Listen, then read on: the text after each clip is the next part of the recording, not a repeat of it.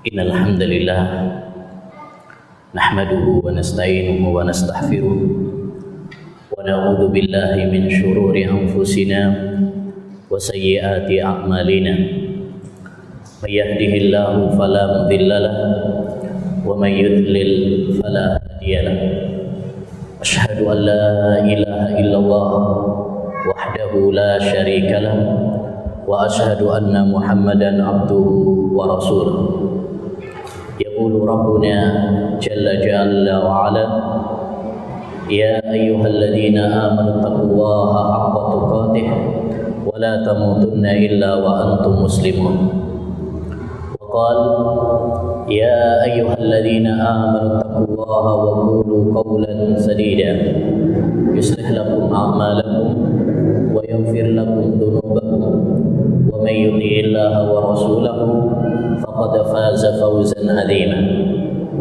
Amma ba'du fa inna asdaqal hadithi kitabullah wa khairal hadyi hadyu Muhammadin sallallahu alaihi wasallam wa syarrul umuri muhdatsatuha wa kullu muhdatsatin bid'ah wa kullu bid'atin dhalalah wa kullu dhalalatin finnar. Sebelumnya mungkin para ikhwan bisa maju merapatkan yang di belakang, sufu rapatkan barisan kalian. Mau sholat ini. Ayo ikhwah wal akhwat kaum muslimin wal muslimat yang semoga senantiasa dirahmati oleh Allah Subhanahu wa taala. Alhamdulillah, kita bersyukur kepada Allah Subhanahu wa taala. Kita memuji Allah Subhanahu wa taala karena dengan nikmat dan anugerah Allah Subhanahu wa taala di pagi ini, di tempat yang mulia ini, kita dipertemukan oleh Allah Subhanahu wa taala dalam rangka untuk menuntut ilmu. Semoga kita masuk dalam bagian hadis Nabi alaihi salatu wassalam, majtama'a qaumun fi baitin min buyutillah yatluna kitaballah wa yatadarasunahu bainahum illa nazalat alaihimus sakinah wa ghashiyatuhumur rahmah wa hafazuhumul malaikah wa dzakarahumullahu fi man indah. Tidaklah berkumpul suatu kaum di salah satu rumah dari rumah-rumah Allah Subhanahu wa taala dalam rangka untuk membaca dan mempelajari ayat-ayat Al-Quran, kecuali akan turun kepada mereka rahmat, kasih sayang, dan sakinah, ketenangan, kebahagiaan, dan mereka akan dikelilingi oleh para malaikat-malaikat Allah. Dan Allah Subhanahu wa ta'ala akan menyebut mereka di sisi para malaikatnya yang mulia. Subhanallah, siapa kita sehingga kita disebut oleh Allah Subhanahu wa ta'ala di hadapan para malaikatnya yang mulia. Ini kabar gembira bagi orang-orang yang melangkahkan kakinya menuju taman-taman surga dunia, menuju rumah-rumah Allah Subhanahu wa ta'ala yang mulia. Bagi mereka pahala yang sangat besar, karena mereka sedang merencanakan perjalanan menuju surga. Man salaka tariqan yaltamisu fihi ilman sahhalallahu lahu bihi tariqan ilal jannah. Barang siapa yang menempuh perjalanan dalam rangka untuk menuntut ilmu agama, maka Allah akan memudahkan langkah mereka menuju surga Allah. Oleh karenanya ya ikhwan, ya akhwat kaum muslimin wal muslimat, tatkala Allah Subhanahu wa taala memberikan kemudahan kepada kita untuk menghadiri majlis-majlisul ilm seperti ini, taman-taman surga dunia seperti ini, bersyukurlah kepada Allah Subhanahu wa taala. Bergembiralah, karena ini adalah tanda bahwa Allah Subhanahu wa taala sedang menghendaki kebaikan bagi kita di dunia dan di akhiratnya. Bukankah Rasulullah sallallahu alaihi wasallam bersabda dalam hadisnya yang sahih, may yuridillahu bihi khaira yufaqihu fiddin. Barang siapa yang dikehendaki oleh Allah Subhanahu wa taala kebaikan. Kebaikan di sini umum, mencakup kebaikan dunia dan mencakup kebaikan akhirat. Siapa yang dikehendaki oleh Allah kebaikan, maka Allah akan fahamkan dia tentang agama yang mulia ini. Oleh karenanya ya akhi, ya ukhti, tatkala Allah Subhanahu wa taala memberikan taufik, nikmat kepada kita untuk mengenal indahnya Islam, mengenal indahnya sunnah, ya, bisa menghadiri majelis-majelisul ilm seperti ini. Bersyukurlah kepada Allah, jaga nikmat Allah Subhanahu wa taala, jangan sampai lepas dari kita. Berdoalah kepada Allah Subhanahu wa taala agar Allah selalu menambahkan ilmu yang bermanfaat bagi kita. Wa qur rabbi zidni ilma. Nabi saja diperintahkan oleh Allah untuk selalu berdoa, ya Rabb, tambahkan untukku ilmu yang bermanfaat. Maka kita ayyul ikhwah wal akhwat hendaknya selalu sering senantiasa berdoa dengan doa yang diajarkan oleh Rasulullah sallallahu alaihi wasallam. Allahumma inni as'aluka ilman nafi'a wa rizqan thayyiban wa amalan mutaqabbala. Ya Allah, aku memohon kepadamu, apa yang pertama kali diminta oleh Rasulullah? Ilman nafi'ah, ilmu yang bermanfaat. Ini yang pertama kali. Didahulukan ilmu karena ilmu adalah sumber kebaikan. Tidak ada kebaikan di muka bumi ini kecuali sumbernya adalah ilmu agama. Wa rizqan thayyiba, rizki yang halal. Terutama pada zaman kita sekarang ini, kita perlu minta kepada Allah agar dikaruniai rizki yang halal. Karena pada zaman sekarang banyak orang nggak peduli tatkala mereka mengais rizki, apakah dengan cara yang halal ataukah dengan cara yang haram. Betul apa yang disabdakan Nabi alaihi salatu wassalam, ya'ti 'ala nasi zamanun la yubalil mar'u bima akhadha minal mal amin halalin aw min haram. Akan datang suatu zaman pada manusia di mana mereka enggak peduli cara mendapatkan harta, apakah dengan cara yang halal ataukah dengan cara yang haram. Ya. Kemudian yang terakhir yang diminta oleh Nabi sallallahu alaihi wasallam, yang ketiga adalah wa amalan mutaqabbala, dan amal ibadah, amal saleh yang diterima di sisi Allah Subhanahu wa taala. Dan amal yang diterima di sisi Allah Subhanahu wa taala adalah apabila memenuhi dua kriteria. Yang pertama, ikhlas, hanya mengharapkan wajah Allah Subhanahu wa taala, dan yang kedua adalah sesuai dengan tuntunan Rasulullah sallallahu alaihi wasallam, liyabluwakum ayyukum ahsanu amala. Allah akan menguji kalian siapa yang paling baik amalnya. Kata Fudail bin Iyad, yang paling baik itu adalah ahlasuhu wa aswabuhu, yang paling ikhlas dan paling sesuai dengan tuntunan Rasulullah sallallahu alaihi wasallam. Ayyuhal ikhwah wal akhwat rahimani wa rahimakumullah. Adapun yang kedua, salawat dan salam mudah-mudahan selalu tercurahkan kepada Nabi kita Muhammad sallallahu alaihi wasallam, yang telah berjuang, yang telah berkorban untuk umatnya, yang sangat sayang kepada umatnya. Laqad ja'akum rasulun min anfusikum azizun 'alaihi ma anittum harisun 'alaikum bil mu'minina raufur rahim. Dialah Nabi kita Muhammad sallallahu alaihi wasallam yang telah menyampaikan risalah Allah Subhanahu wa taala dengan sempurna dan gamblang. Tidak ada satu amalan pun yang mendekatkan kita ke surga kecuali Rasulullah telah menjelaskan ilmunya kepada kita. Dan tidak ada suatu amalan apapun yang menjauhkan kita dari neraka kecuali telah dijelaskan oleh Rasulullah sallallahu alaihi wasallam. Kata sahabat Abu Dzar Al-Ghifari radhiyallahu an, tarakana Rasulullah sallallahu alaihi wasallam wa ma ta'irun yuqallibu janahaihi illa wa huwa yadhkuru lana minhu ilma. Rasulullah sallallahu alaihi wasallam wafat meninggalkan kami, dan tidak ada seekor burung pun yang mengepakkan sayapnya kecuali Rasulullah telah menjelaskan ilmunya kepada kami. Tinggal kita mau mempelajari apa enggak. Ilmunya telah dijelaskan semuanya oleh Rasulullah sallallahu alaihi wasallam.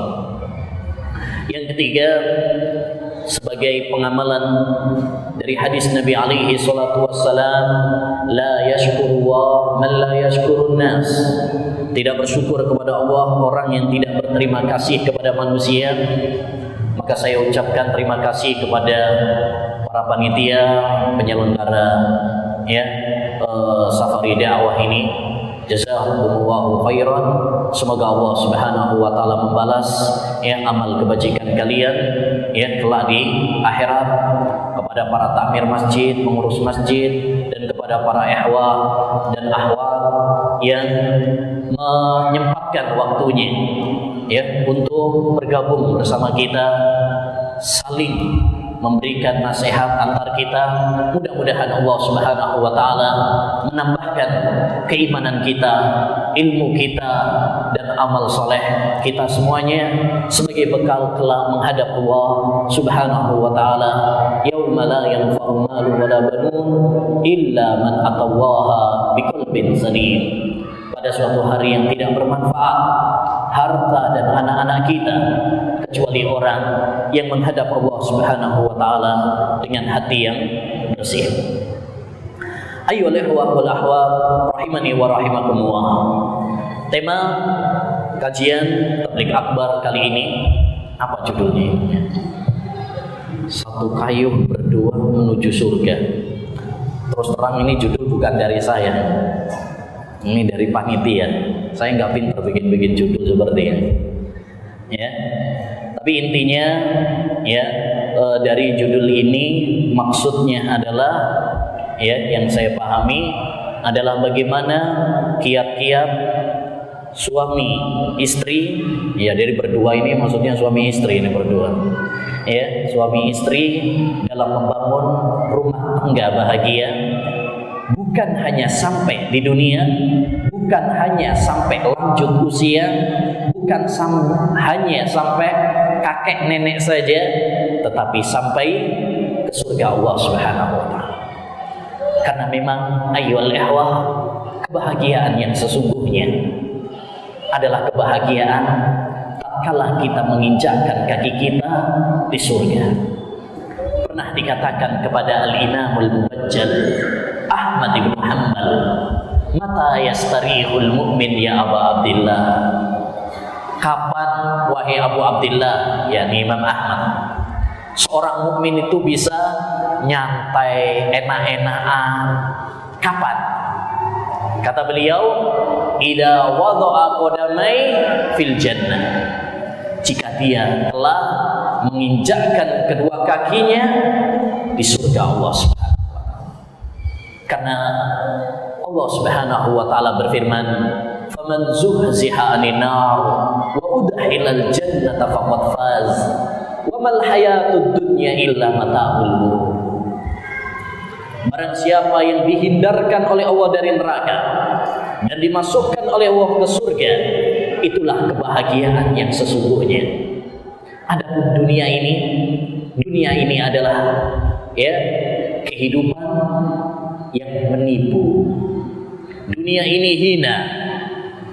Rasulullah sallallahu alaihi wasallam pernah menggambarkannya enggak lebih dari sayap seekor nyamuk. Nyamuk itu aja udah kecil. Ini sayapnya. Lau kanatid dunya ta'dilu inda wa janaha ba'udha ma saqallahu kafiran qattu. Andaikan dunia itu sebanding dengan sayap nyamuk, Masya Allah, Rasulullah menghinakan banget dunia. Dunia nggak sebanding dengan sayap nyamuk. Sayapnya coba, bukan nyamuk. Nyamuk aja kecil, ini lebih kecil lagi sayapnya. Andaikan dunia itu sebanding dengan sayap nyamuk, Allah tidak akan memberi minum kepada orang-orang kafir. Karena rizki Allah sebenarnya dikhususkan, diperuntukkan untuk orang-orang yang beriman. Namun karena dunia ini hina, orang kafir pun dapat jatah rizki Allah Subhanahu wa taala dari dunia. Bahkan dalam sebuah hadis Rasulullah sallallahu alaihi wasallam menggambarkan dunia ini enggak lebih dari bangkai seekor kambing. La dunya ahwanu indallah min hada alaikum. Sungguh dunia lebih hina di sisi Allah Subhanahu wa taala daripada hinanya bangkai kambing ini di hati kalian. Oleh karenanya, ayyuhal ikhwah rahimani wa rahimakumullah, marilah kita jadikan surga, kebahagiaan di surga dalam hati kita. Adapun dunia, maka ini hanya sekedar sebagai perantara dan jembatan menuju ke sana. Tidak ada perbandingannya antara dunia dengan akhirat, kecuali perbandingan yang sangat indah yang pernah digambarkan oleh Nabi sallallahu alaihi wasallam. Wallahi mad dunya fil akhirah illa mislu ma yaj'alu ahadukum usbu'ahu fil yam falyandur madza yarji'. Demi Allah, tidaklah dunia ini dibandingkan dengan akhirat kecuali seperti seseorang yang mencelupkan jarinya ke lautan, kemudian dia menariknya. Lihatlah hanya berapa tetes yang menempel di jarinya. Coba kalau kita ke laut, kemudian celupkan tangan kita, kemudian tarik. Yang nempel di tangan kita, di jari kita tadi, paling cuma berapa? Tetes saja. Satu tetes, dua tetes, itulah gambaran dunia. Adapun lautan, itu adalah gambaran kenikmatan di surga. Tentu nggak ada apa-apanya. Satu tetes, dua tetes dibandingkan dengan hamparan lautan yang begitu luas. Oleh karenanya jangan pernah tertipu dengan kebahagiaan dunia. Hendaknya bagi seorang mukmin memprioritaskan kebahagiaan di surga Allah Subhanahu wa taala. Dunia pernah digambarkan oleh Nabi sallallahu alaihi wasallam juga seperti makanan. Innamat ama ibni Adam ju'ila masalan lid dunya. Sesungguhnya makanan yang dimakan oleh anak manusia itu dijadikan sebagai permisalan dunia. Wa in qazzahu wa mallahahu fandur madza yasir. Sekalipun dia makan makanan yang paling enak sekalipun, hendaknya dia memikirkan toh jadinya juga apa. Mari kita pikirkan makanan apa yang pernah kita makan paling enak. Khasnya orang sini apa? Mendoan, pasti mendoan. Yang paling enak sekalipun, yang pernah kita makan di dunia ini, hendaknya kita pikirkan. Setelah kita makan jadinya apa? Kita buang. Seperti itulah gambaran dunia. Kadang menggiurkan kita, kadang menggoda kita, tapi sejatinya dia hanya sementara. Ma'asyiral muslimin rahimani wa rahimakumullah. Kembali kepada pembahasan. Kebahagiaan adalah sebuah dambaan semua orang, baik pria maupun wanita, baik miskin ataupun kaya, baik kecil, muda, bahkan yang udah lanjut usia. Semuanya menginginkan apa yang namanya hidup bahagia. Tak terkecuali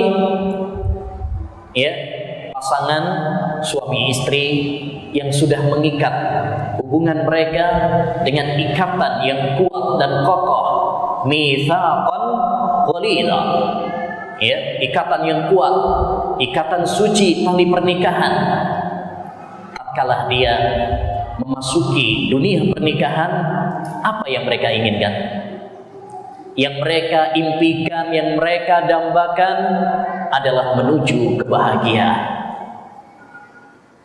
Karena memang hidup jika bahagia, maka hati ini tentram, nyaman, mengasyikkan, seakan-akan kita hidup di taman-taman surga.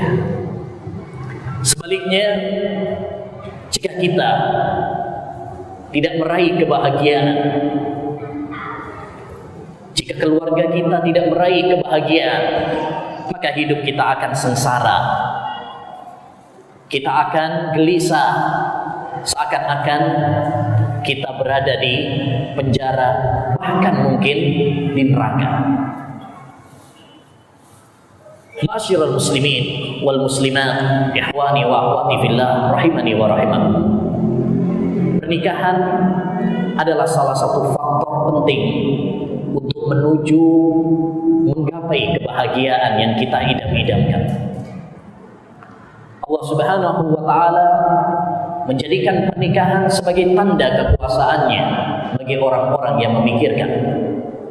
Dalam surat Ar-Rum ayat 21, Allah berfirman, "Wa min ayatihi an khalaqa lakum min anfusikum azwaja litaskunu ilaiha wa ja'ala bainakum mawaddatan wa rahmah inna fi dzalika laayat liqaumin yatafakkarun."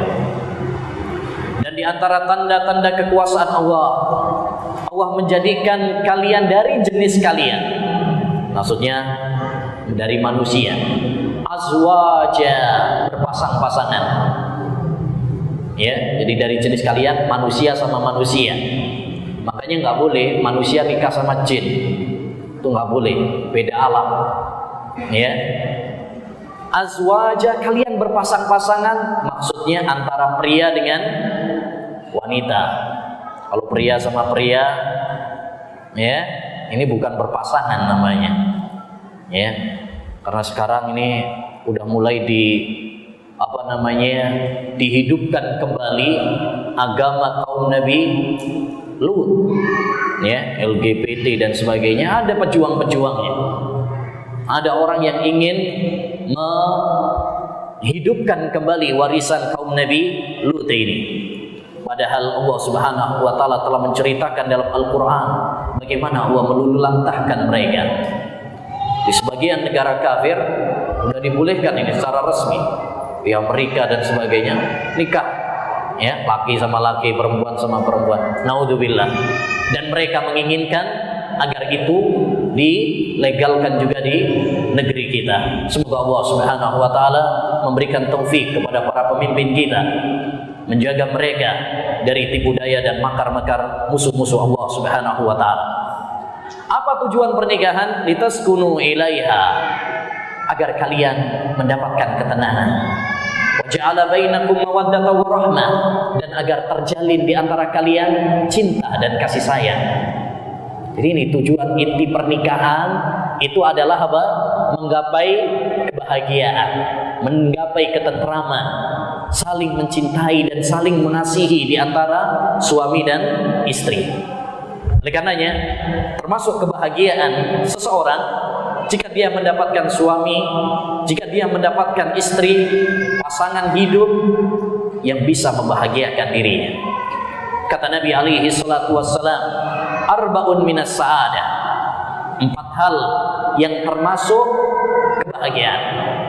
Nomor 1, al-mar'atus salihah, istri yang salihah. Nomor 1 ini kebahagiaan yang sesungguhnya di dunia ini. Salah satu faktor intinya adalah jika memiliki, ya, istri yang salihah. Oleh karenanya dalam hadis yang lain Rasulullah sallallahu alaihi wasallam menjelaskan, ad-dunya mata wa khairu mata'iha al-mar'atus salihah. Dunia ini adalah perhiasan, dan sebaik-baik perhiasan adalah istri yang salihah. Banyak orang mengejar harta, banyak orang mengejar tahta, tapi jarang orang yang mengejar wanita yang salihah. Padahal ini adalah sebaik-baik perhiasan dunia. Jadi ayyuhal ikhwah rahimani wa rahimakumullah, pernikahan adalah faktor terpenting untuk meraih kebahagiaan. Bagaimana tidak? Pasangan suami istri yang awalnya nggak saling mengenal, kemudian mereka mengikat hubungan mereka dengan tali pernikahan, ikatan yang paling kuat. Kemudian mereka saling mencintai, saling mengasihi, saling merindukan antara satu dengan yang lain. Ya, kata Nabi alaihi salatu wassalam, lam nara lil mutahabbaini mislan nikah. Saya tidak mendapati orang yang saling jatuh cinta melebihi pernikahan. Ya, itulah cinta yang sejati. Cinta yang dijalin oleh ikatan suci yang dianjurkan oleh syariat Allah Subhanahu wa taala. Bahkan begitu agungnya pernikahan, sampai-sampai Nabi Muhammad SAW menjelaskan, siapa yang telah menikah berarti telah sempurna separuh agamanya. Kata Nabi alaihi salatu wassalam, idza tazawwajal abdu faqad istakmala nisfu dinihi falyattaqillaha fima baqi. Apabila orang itu udah nikah berarti telah sempurna separuh agamanya. Maka hendaknya dia menyempurnakan sisanya. Maksud hadis ini, apabila seorang telah menikah berarti telah sempurna separuh agamanya, karena sumber fitnah itu ada dua, fitnah syubhat dan fitnah syahwat. Kalau seorang menikah berarti telah terobati penyakit syahwat, tinggal penyakit syubhat. Maka ini hendaknya disempurnakan dengan ilmu, dengan iman, dengan ibadah kepada Allah Subhanahu wa taala. Ayyuhal ikhwah wal akhwat, kaum muslimin wal muslimat yang semoga senantiasa dirahmati oleh Allah Subhanahu wa taala. Rumah tangga bahagia adalah dambaan setiap orang yang sudah berkeluarga. Rumah tangga yang bahagia adalah fondasi dasar untuk lahirnya generasi-generasi dambaan Islam, generasi-generasi yang akan memperjuangkan agama Islam. Ya, karena dari rumah tangga yang bahagia inilah ya akan lahir generasi-generasi yang akan memperjuangkan ya Islam, yang akan memperjuangkan ya bangsa dan negara kita. Karena pentingnya rumah tangga bahagia ini, setan selalu berusaha untuk merusak hubungan suami istri, mengintai segala celah bagaimana caranya menjadikan rumah tangga kita ini berantakan. Ya, bahkan kalau bisa terjadi perceraian. Ini yang diinginkan oleh setan. Karena memang setan itu paling gak suka kalau kita itu bersatu. Setan itu menginginkan kita bermusuhan. Innama yuridu syaitan wa an yuqi'a bainakumul adawata wal baghdha. Sesungguhnya setan itu menginginkan agar kalian bermusuhan, ya, agar kalian saling membenci di antara kalian, termasuk antara suami dan istri. Makanya dalam sebuah hadis riwayat Muslim dari Jabir bin Abdullah pernah dikatakan oleh Nabi alaihi salatu wassalam, inna iblis yada'u arsyahu 'alal ma. Sesungguhnya iblis meletakkan singgasananya di atas lautan. Summa yab'asu saraya. Kemudian dia mengirim bala tentaranya. Fa adnahum minhum manzilatan a'dhamuhum fitnatan. yang paling dekat kedudukannya dengan iblis. Iblis ini bosnya setan, ya, manajernya, direkturnya. Siapa yang paling dekat kedudukannya sama dia adalah yang paling pintar menggoda dan merusak anak Adam. Fayaqulu ahaduhum fa'altu kada wa kada. Ada salah satu prajuritnya yang datang melaporkan kepadanya. Lapor bos, saya sudah melakukan ini dan itu. Ternyata apa kata bosnya? Fayaqul ma sana'ta syai'a. Kamu belum berbuat apa-apa, ini cuma begini aja toh. Ya. Summa yaji'u ahaduhum fayaqul ma taraktu hatta farraqtu bainahu wa baina imra'atihi. Lalu ada prajurit yang lain yang datang, ya, lapor bos, sekarang saya bisa menceraikan antara seorang suami dengan istrinya. Kemudian apa yang dilakukan oleh bosnya tersebut, oleh iblis? Fayudanihi minhu, suruh dekat anak buahnya tadi. Wa yaqul ni'ma anta. Lalu mengatakan, ini baru prajurit saya yang hebat, karena bisa menceraikan antara suami dan istri. Bahkan dalam riwayat yang lain adalah fayaltazimu, dipeluk. Nih, sebagai tanda penghormatan bosnya kepada anak buahnya ini yang bisa ya, menceraikan antara suami dengan istrinya. Oleh karenanya ya ikhwan, ya akhwat, perlu kita ingat, tatkala kita bermusuhan dengan istri kita, tatkala kita diambang perceraian, maka berarti kita sedang membuat gembira setan. Kita telah membuat dia bersorak-sorai atas kemenangannya. Oleh karenanya, hendaknya bagi kita semuanya untuk memahami bagaimana cara suami istri menuju rumah tangga bahagia. Bukan hanya sampai lanjut usia, sampai nenek moyang saja, sampai kakek nenek saja, tapi bagaimana mereka bisa bahagia sampai ke alam surga kelak. Ini yang paling penting. Islam sebagai agama yang sempurna dan paripurna, yang telah dijelaskan oleh Allah Subhanahu wa taala, al-yauma akmaltu lakum dinakum.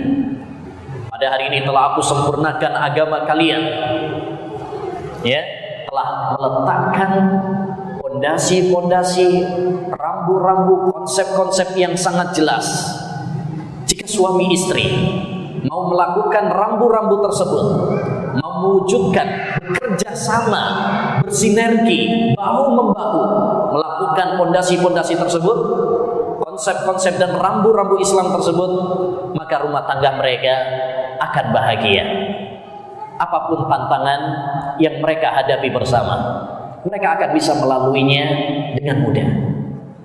Tapi sebaliknya, jika keduanya tidak melakukan rambu-rambu Islam, aturan-aturan Islam dalam keluarga, atau salah satunya tidak melakukannya, jangan salahkan, jangan kaget jika ya, rumah tangga mereka kacau, rumah tangga mereka retak, rumah tangga mereka dihantam segala permasalahan, karena kita tidak nurut dengan aturan Islam. Semua kita pasti ingin agar rumah tangga kita ini bahagia, agar suami istri bisa saling cinta, bisa saling mengasihi, ya, bahu-membahu bekerja sama sampai Allah Subhanahu wa taala mencabut nyawa mereka. Namun ingat, kebahagiaan itu bukan sekedar dengan impian dan hayalan. Kebahagiaan dalam rumah tangga bukan hanya sekedar dengan dambaan saja, keinginan saja, tapi harus ada usaha, ikhtiar, disertai dengan doa yang tulus kepada Allah Subhanahu wa taala. Insyaallah ta'ala pada kesempatan kali ini kita akan menyampaikan rambu-rambu Islam yang hendaknya diperhatikan oleh kedua belah pihak. Ya, makanya paling bagus kalau antum ngejak istri antum datang ke kajian. Karena kalau yang pintar cuma suaminya, istrinya nanti nggak ikut, ya repot juga. Kalau itu nggak berdua nanti, ini kan judulnya satu kayu berdua. Nanti kalau cuma satu orang toh yang ngayun. Ya. Nah, jadi itu lebih bagus. Tapi kalau tidak, ya liyuballigh as-sami, liyuballigh al-ghaib, ya hendaknya liyuballigh as-sami al-ghaib, hendaknya yang hadir menyampaikan yang tidak hadir. Baik. Kita mulai ayyuhal ikhwah rahimani wa rahimakumullah tentang pondasi-pondasi atau rambu-rambu Islam yang hendaknya diperhatikan oleh pasangan suami istri menuju kebahagiaan, ya, yang abadi, kebahagiaan di surga Allah Subhanahu wa taala di dunia dan kelak di akhirat. Yang pertama adalah, ya, kunci yang pertama adalah benteng iman yang kokoh. Bahagia patokannya bukan harta. Bahagia patokannya bukan tahta. Andaikan kebahagiaan itu diraih dengan harta, maka Qarun adalah orang yang paling bahagia. Andaikan bahagia itu adalah diraih dengan tahta, kerajaan, kedudukan, maka Fir'aun adalah orang yang paling bahagia. Andaikan kebahagiaan itu diraih dengan maksiat dan dosa, maka para ahli maksiat dan pendosa, mereka adalah orang-orang yang paling bahagia. Namun nyatanya tidak. Kebahagiaan itu hanya diraih dengan iman dan amal saleh. Dahulu Ibrahim bin Adham, salah seorang ulama salaf, pernah mengatakan, "Lau alimal muluku wa abna'ul muluki ma kunna fi lajaladuna alaihi bisyur." Andai saja para raja dan putra-putra mahkota mengetahui kebahagiaan dalam hati ini, niscaya mereka akan merampasnya dengan pedang-pedang mereka, karena mereka enggak mendapatkannya. Mereka ingin merampas kebahagiaan dalam hati ini yang dimiliki oleh orang-orang yang ahli ibadah. Dalil tentang masalah ini adalah firman Allah dalam surat An-Nahl ayat 97, di mana Allah Subhanahu wa taala telah menegaskan, "Man amila shalihan min dzakarin aw untha wa huwa mu'min falanuhyiyannahu hayatan thayyibah wa lanajziyannahum ajrahum bi ahsani ma kanu ya'malun." Barang siapa yang beramal saleh, baik pria maupun wanita, dan dia beriman, maka kami akan memberikan kehidupan yang bahagia, dan kami akan memberikan pahala yang lebih baik dari apa yang mereka lakukan di dunia. Ini janji Allah, dan Allah tidak pernah ingkar janji. Innallaha la yukhliful mi'ad. Sesungguhnya Allah Subhanahu wa taala tidak pernah mengingkari janjinya. Jadi keimanan adalah faktor dan fondasi penting untuk menggapai rumah tangga bahagia. Dan di antara bentuk-bentuk, ya, wujud pentingnya keimanan dalam rumah tangga kita bisa diwujudkan, pertama, memilih calon pendamping yang baik agama dan akhlaknya. Ini sebelum pernikahan. Ya, sebelum pernikahan, pilihlah pendamping yang baik agama dan akhlaknya. Demikian Rasulullah sallallahu alaihi wasallam, dan Allah Subhanahu wa taala menuntun kita. Allah berfirman, "Fankihu ma taba lakum minan nisa." Nikahilah wanita-wanita yang thayyib. Artinya yang baik. Yang baik di sini maksudnya adalah yang baik agamanya, ibadahnya, dan akhlaknya. Dalam sebuah hadis Rasulullah sallallahu alaihi wasallam bersabda, "Tunkahul mar'atu li arba." Wanita itu dinikahi karena 4 hal. Ya. 5 liha. Ada yang dinikahi karena hartanya. Wah, ini wanita karir gitu ya. Atau dapat warisan banyak. Ya. Atau memang wanita yang kaya raya, dia menikahi karena kekayaannya. Wali hasabiha, ada yang menikah karena nasabnya. Ini terutama orang-orang Arab, biasanya mereka ya menikah memilih karena nasabnya. Wa jamaliha, dan karena kecantikannya. Ini banyak anak-anak muda sekarang milihnya karena kecantikan, terpesona dengan kecantikan, dengan casingnya saja, ya, tidak melihat kepada agama, akhlak. Walidiniha, yang keempat, ada wanita yang dinikahi karena agamanya, akidahnya baik, ibadahnya baik, akhlaknya baik. Lalu dengan apa Nabi SAW menyarankan kita? Fadfar bidatid taribat yada.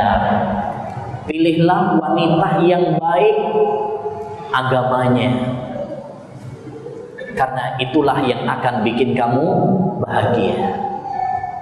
Ini Nabi kita Muhammad SAW yang tidak berbicara dengan hawa nafsunya, tetapi berdasarkan wahyu dari Allah Subhanahu wa Ta'ala.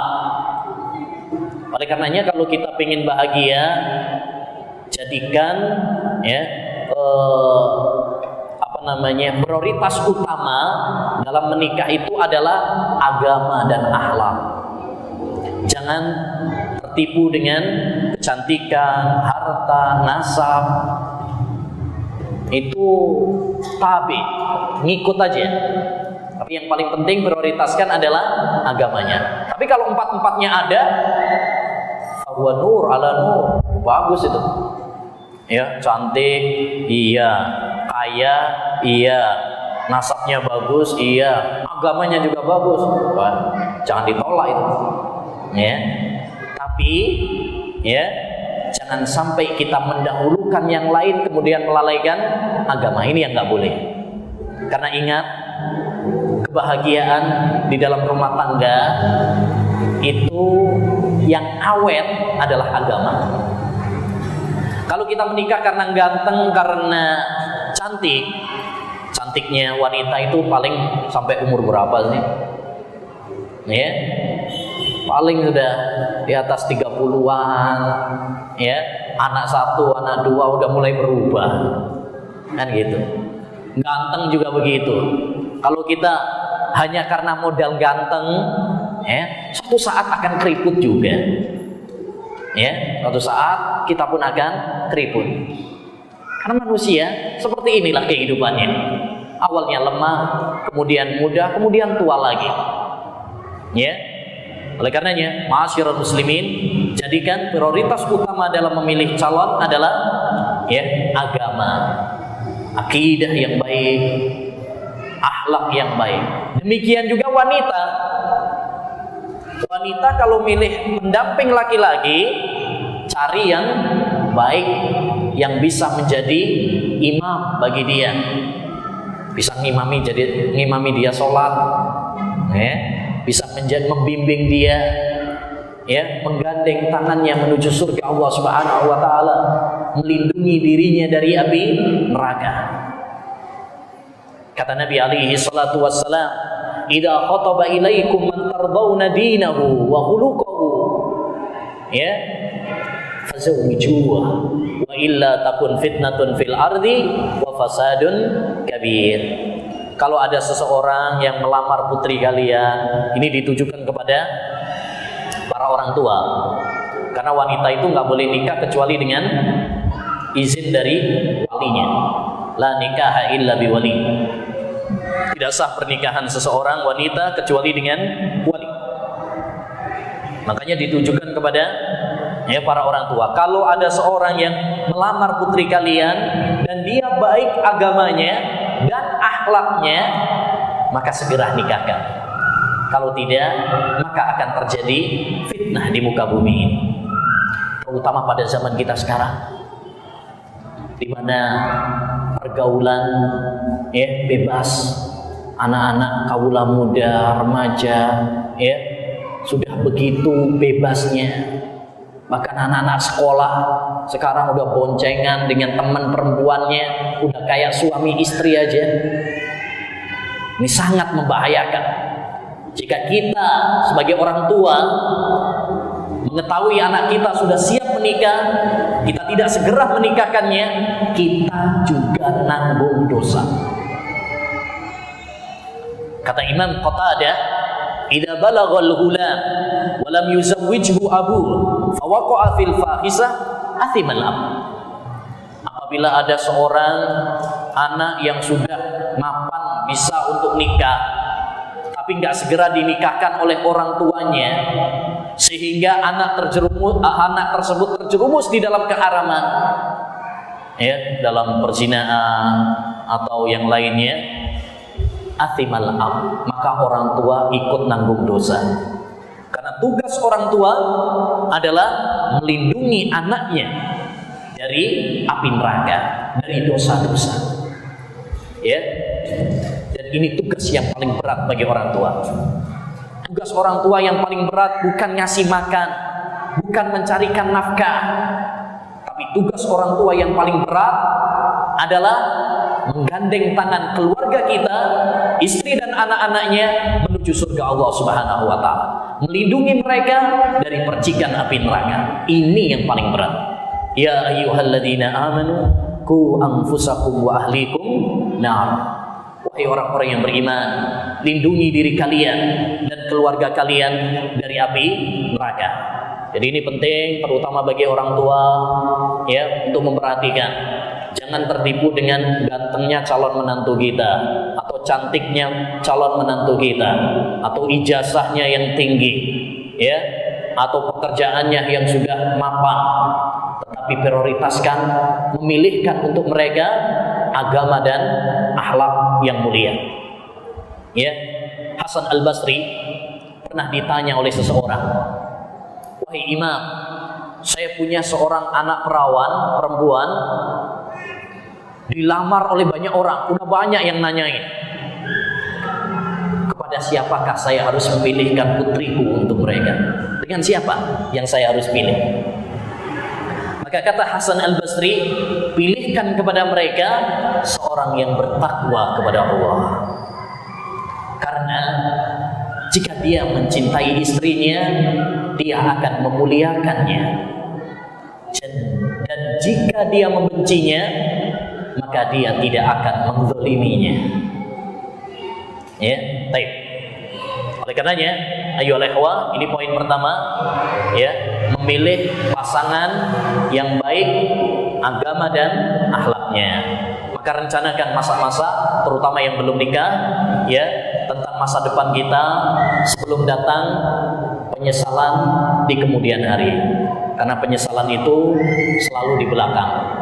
Katanya kalau di depan namanya pendaftaran. Penyesalan itu adalah pasti di belakang. Sebelum nanti muncul kata-kata penyesalan, nyesel saya nikah sama kamu deh, nyesel saya nikah sama kamu mas, tahu kayak gini saya dulu nggak milih sama kamu, mendingan milih yang fulan atau fulana. Sebelum kata-kata itu muncul, maka rancangkan baik-baik sejak sekarang. Yang kedua, di antara gambaran potret pentingnya keimanan dalam kehidupan rumah tangga adalah menata niat dalam rumah tangga. Niat merupakan fondasi utama, motor penggerak dalam segala aktivitas kita. Kata Syekhul Islam, an-niyatu lil amal karruhi lil jasad. Niat bagi amal perbuatan itu seperti nyawa bagi badan manusia. Badan kalau nggak ada nyawanya, ya nggak bisa jalan, nggak bisa gerak. Demikian juga segala aktivitas kita nggak bisa gerak kalau tidak dimotori oleh niat. Ya, makanya meluruskan niat dalam berumah tangga ini penting. Ketika kita nikah, niatkan yang baik. Nikah bukan hanya sekedar untuk pelampiasan syahwat, untuk melampiaskan kebutuhan biologis saja, tapi lebih daripada itu. Niatkan tatkala kita menikah adalah untuk ibadah kepada Allah, untuk mengikuti sunnah Rasulullah SAW, untuk menjaga kesucian kita dari segala yang diharamkan oleh Allah Subhanahu wa Ta'ala. Ya, ini demikian juga ketika kita menjalankan kewajiban rumah tangga. Suami misalkan tatkala melaksanakan kewajibannya mengais rezeki, mencari nafkah, niatkan, hadirkan niat di dalam kehidupan kita.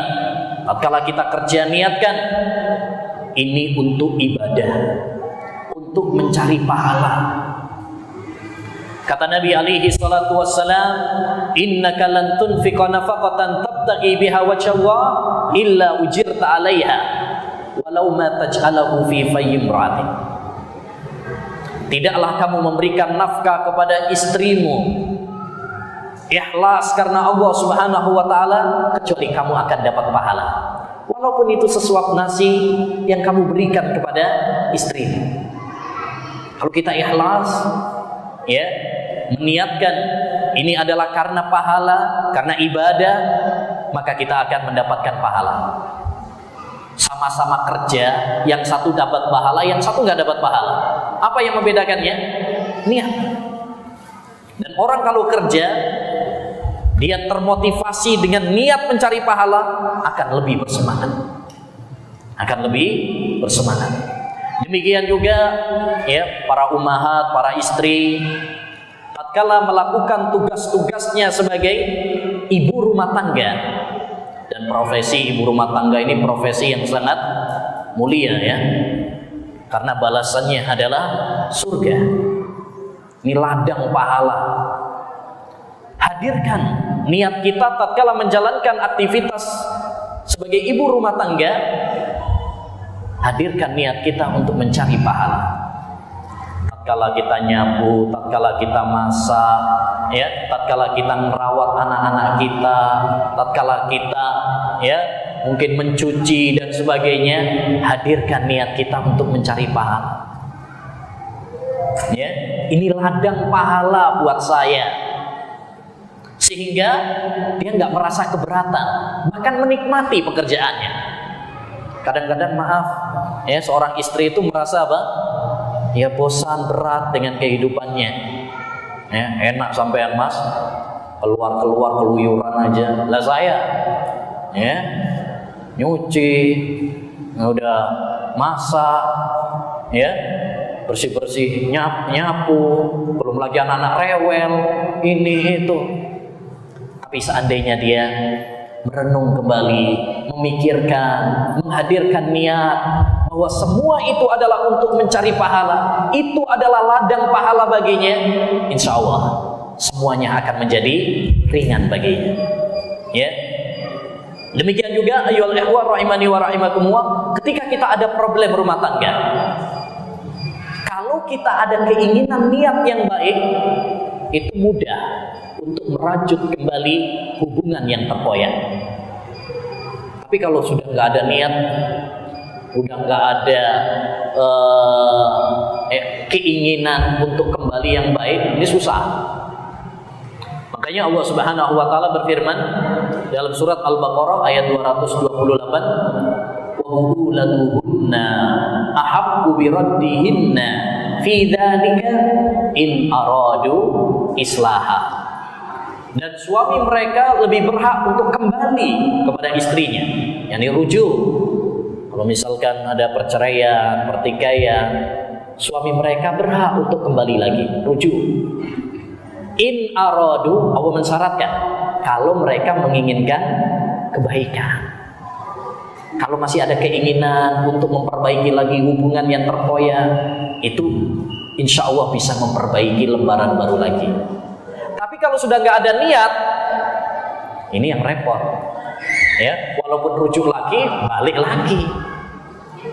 Katanya niat ya memiliki peran yang sangat penting. Demikian juga di antara bentuk peran keimanan dalam kehidupan rumah tangga adalah ketakwaan. Merasa takut, merasa diawasi oleh Allah Subhanahu wa taala ketika ditinggal oleh pasangannya. Seorang istri tatkala ditinggal oleh suaminya kerja misalkan, dia takwa kepada Allah. Suami tatkala meninggalkan istrinya takwa kepada Allah Subhanahu wa taala. Ini penting. Karena ketakwaan adalah benteng. Ya, benteng yang paling utama. Coba kalau ketakwaan ini udah hilang, sampean nggak nyaman. Saling curiga akhirnya. Suaminya kerja keluar, istrinya curiga. Jangan-jangan nggak kerja, ini belok kemana ini? Nah, ya. Istri juga begitu. Suaminya tatkala meninggalkan rumahnya, kalau nggak dibentengi dengan ketakwaan, suaminya yang curiga. Ya, ini jangan-jangan nanti saya tinggal jauh, saya tinggal kerja ini dan itu. Nah ini, ya CLBK, cinta lama belum kelar.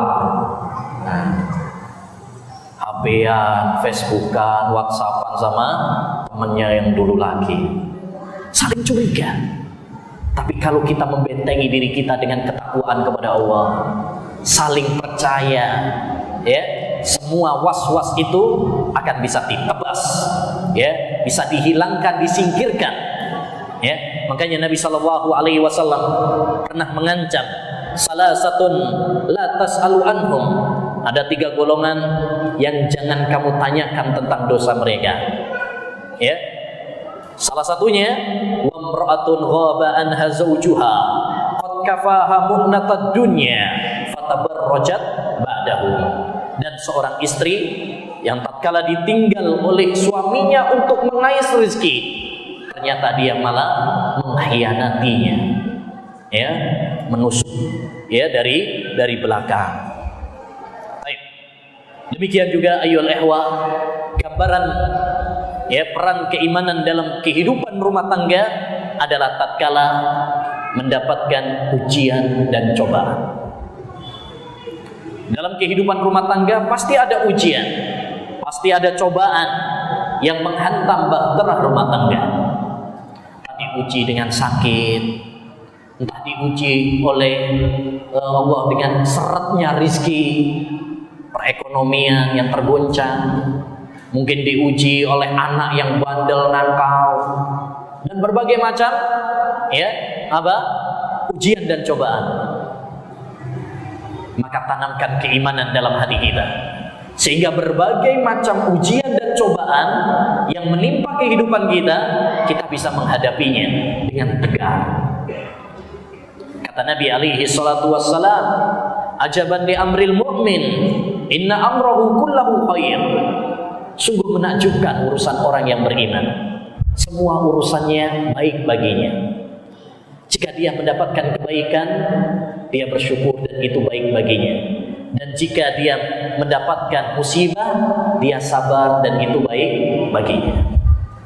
Baik, ini prinsip yang pertama untuk membangun rumah tangga bahagia menuju surga Allah Subhanahu wa taala, yaitu membentengi diri kita dengan keimanan kepada Allah Subhanahu wa taala.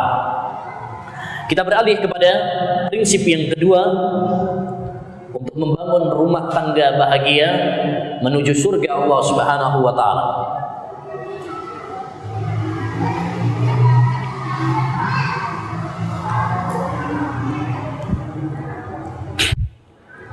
Yang kedua adalah lentera ilmu agama. Ilmu agama ibaratkan cahaya yang akan menyinari jalan kita. Jika cahaya itu nyala, maka kita akan bisa berjalan dengan benar. Namun jika cahaya tersebut, lentera tersebut mati, maka kita akan berjalan dengan tersendat-sendat. Mungkin malah kita nabrak tembok, mungkin kita malah jatuh, keseliu dan sebagainya.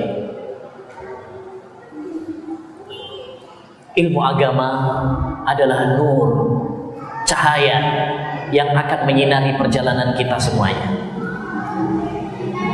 Oleh karenanya, ma'asyiral muslimin rahimani wa rahimakumullah, wahai para suami, wahai para istri, jika kita menginginkan kebahagiaan dalam rumah tangga kita, maka nyalakan lentera dalam rumah tangga kita.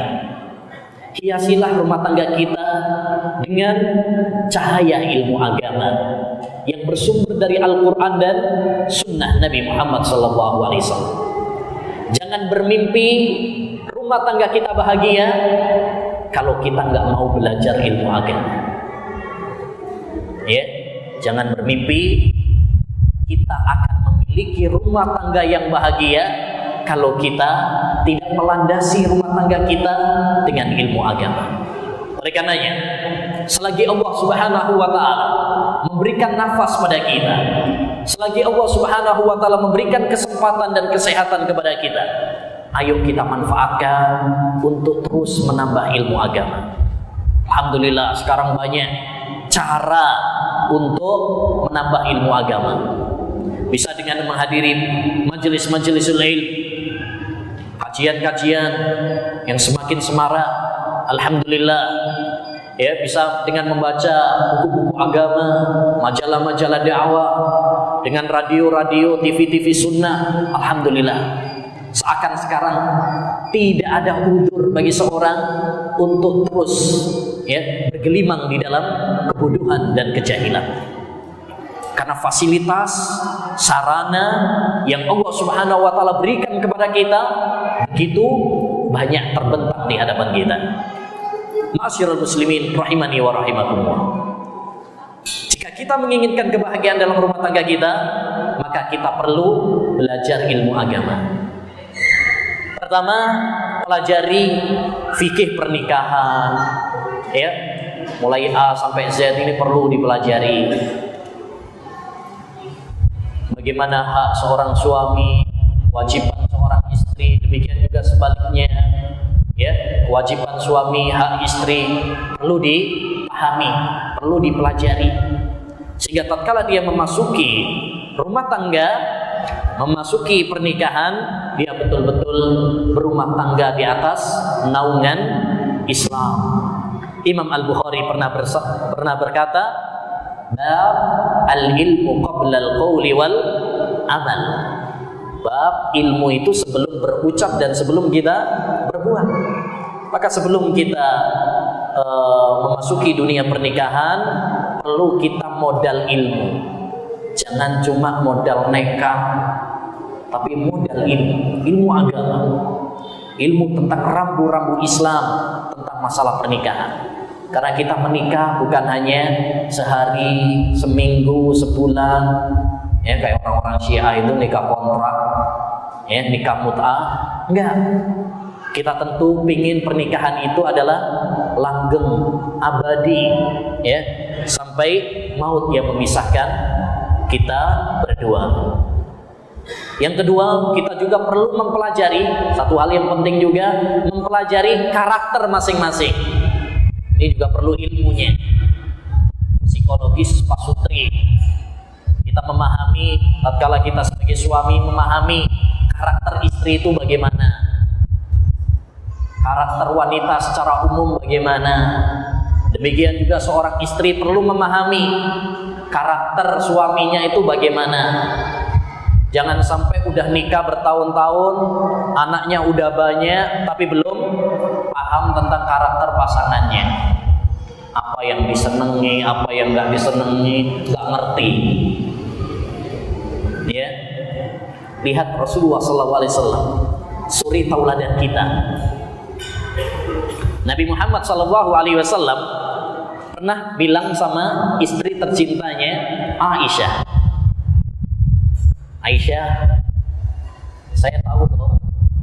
kapan lagi seneng sama saya, cinta sama saya, dan kapan kamu lagi ngambek sama saya. Saya ngerti tandanya apa. Kata Aisyah, apa wahai Rasulullah? Kalau kamu lagi demen sama saya, lagi seneng sama saya, cinta sama saya, kamu akan sebut nama saya, wa Rabbi Muhammad, demi Robnya Muhammad. Tapi kalau kamu lagi ngambek sama saya, kamu nggak sebut nama saya. Yang disebut adalah Nabi Ibrahim, wa Rabbi Ibrahim, Robnya Nabi Ibrahim. Jadi Rasulullah tahu karakter istrinya, kapan dia senang, kapan enggak. Karena begitu Rasulullah SAW memiliki ilmu, mempelajari. Ya, kita ini kalau sama istri kan sering bergaul. Dengan sering bergaul, mestinya kita mempelajari karakter dia, watak dia, akhlak dia. Ya, ini perlu dipelajari. Ya, nah, karena dengan memahami karakter, watak masing-masing, kita bisa menyesuaikan diri. Demikian juga ayyuhal ikhwah, ya, di antara bentuk pentingnya ilmu dalam rumah tangga adalah mengambil pelajaran dan pengalaman dari orang lain. Ya. Makanya kita perlu cari teman-teman yang baik. Teman-teman yang bisa memberikan solusi tatkala kita ada permasalahan, yang bisa mendinginkan suasana tatkala pecah, tatkala panas. Ya, almar'u ala dini khalilih, falyanzur ahadukum man yukhalil. Seorang itu berdasarkan agama temannya, maka hendaknya dia memperhatikan dengan siapakah dia berteman. Ya, kita harus selektif juga, jangan asal cari teman. Tapi juga jangan kebablasan, nggak mau berteman juga salah. Makanya ada istilah, jangan kamu kuper, kurang pergaulan, juga jangan koper, korban pergaulan. Jadi dua-duanya salah. Kurang pergaulan salah, kebablasan pergaulannya juga salah. Selektif. Nah, cari teman-teman yang bisa tatkala kita itu ada masalah, teman curhat dan bisa memberikan solusi yang terbaik. Jangan yang suka manas-manasi. Nah, ini penting ini. Kadang-kadang ada kalau kita itu ada masalah, kita curhat sama teman, temannya malah manas-manasi. Oh, kalau saya jadi nanti udah minta cerai aja deh. Ini nggak menyelesaikan masalah ini. Ya.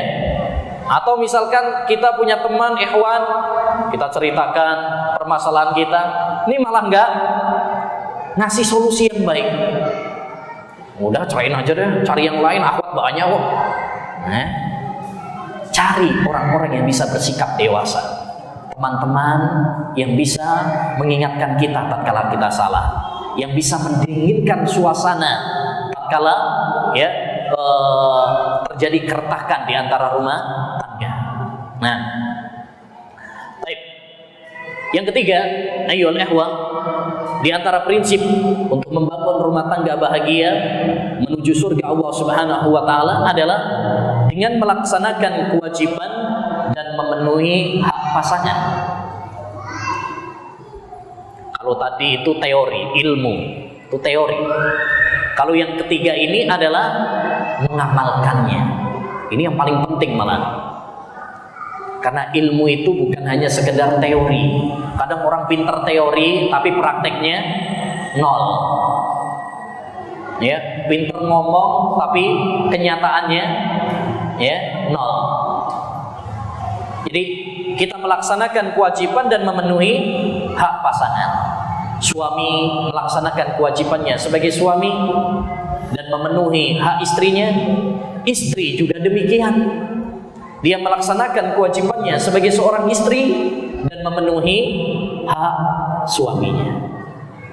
Kalau dua-duanya bisa bekerja sama, bahu-membahu, ya, memahami dan mengamalkannya, insya Allah rumah tangga ini akan bahagia. Tapi kalau salah satu atau dua-duanya malah nggak mengamalkan, nah ini yang jadi masalah. Sekedar mengingatkan, ya, saya ingatkan tentang kewajiban suami dan kewajiban istri, ya. Insya Allah sudah pada tahu semuanya, tapi sekedar mengingatkan yang paling penting aja. Di antara kewajiban suami yang pertama adalah memberikan nafkah lahir dan batin, ya, kayak Idul Fitri aja lahir dan batin, ya. Allah Subhanahu wa taala berfirman, liyunfik dzu sa'atin min sa'atih.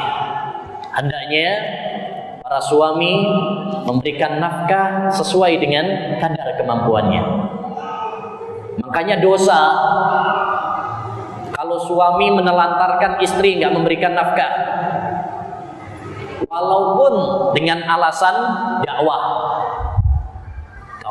misalkan, ya, berhari-hari ninggalkan istri terkatung-katung, ya, tanpa nafkah, ini adalah dosa.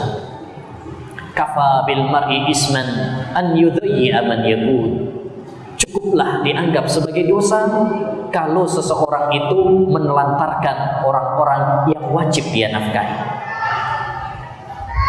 Ya, ada sebagian orang itu profesinya pengacara, pengangguran banyak acara, terkatung-katung, mondar-mandir, gak mau kerja. Ini dosa, ya, orang seperti ini, ya, dosa, karena dia, ya, tidak memberikan nafkah kepada keluarganya, atau memberikan nafkah kepada keluarganya tapi dengan nafkah yang haram. Oleh karenanya hendaknya bertakwa kepada Allah para suami tatkala memberikan nafkah kepada keluarganya. Ya, berikan nafkah kepada mereka dengan nafkah yang halal. Kullu lahmin nabata minal haram fannaru awla bihi. Setiap daging yang tumbuh dari harta yang haram, maka neraka lebih berhak bagi. Dan hendaknya para istri mengingatkan suaminya, mendingan gaji dikit tapi halal, itu berkah, ketimbang gaji besar, gaji tinggi, banyak tapi haram. Ya, dahulu para wanita-wanita, istri-istri salaf, mereka kalau suaminya mau berangkat kerja, istrinya mengingatkan kepada suaminya, Mas, iya kawal haram, fa innana nasbiru alal ju' wala nasbiru alan nar. Hati-hati kamu dari harta yang haram. Ya, kita lebih sabar lapar, tapi kita nggak kuat untuk masuk neraka. Ya, kita mendingan kita masih kuat untuk nahan lapar, tapi kalau untuk masuk neraka kita nggak kuat. Demikian diingatkan. Ini istri-istri yang solehah. Ya, kalau nggak solehah, makanya istri ini punya peran besar. Kalau istri yang solehah demikian, memotivasi kita dengan pekerjaan yang halal, meninggalkan yang haram.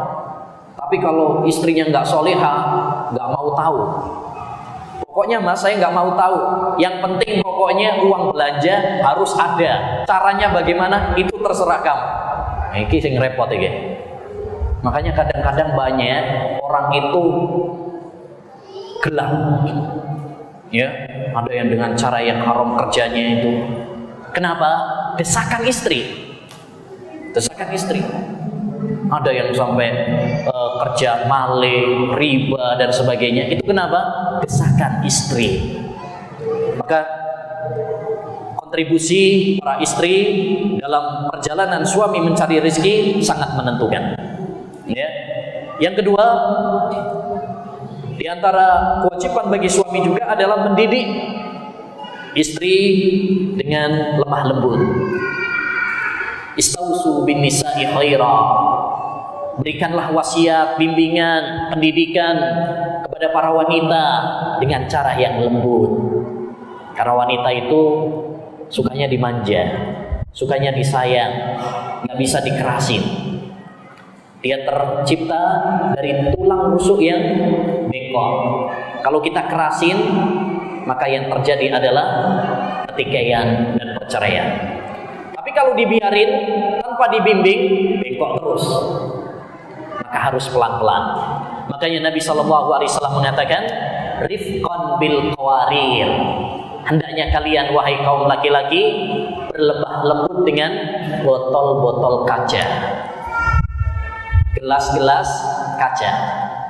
Apa maksudnya? Para wanita diibaratkan oleh Nabi SAW seperti gelas-gelas kaca. Ini kalau kita membawa gelas ya, kaca seperti ini, sama cuma bawa yang aqua ini, ya ini ya dilempar ini nggak ada masalah. Tapi kalau ini harus hati-hati. Kenapa? Karena kalau nggak hati-hati pecah.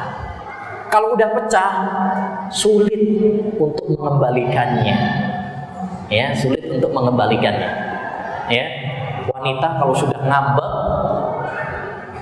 udah mas, aku balik wae. Ya, di rumah orang tuaku. Atau mungkin malah ngancem. Ya, jika kamu jantan, ceraikan saya. GBL, nggak pakai lama, sekarang juga pokoknya. Berani nggak? Makanya di sini butuh kesabaran dari seorang suami. Kita harus berlemah lembut dengan para wanita. Dan di antara kewajiban para suami terhadap istri adalah berakhlak mulia. Kata Nabi alaihi salatu wassalam, ya, khairukum li ahlihi wa ana khairukum li ahli.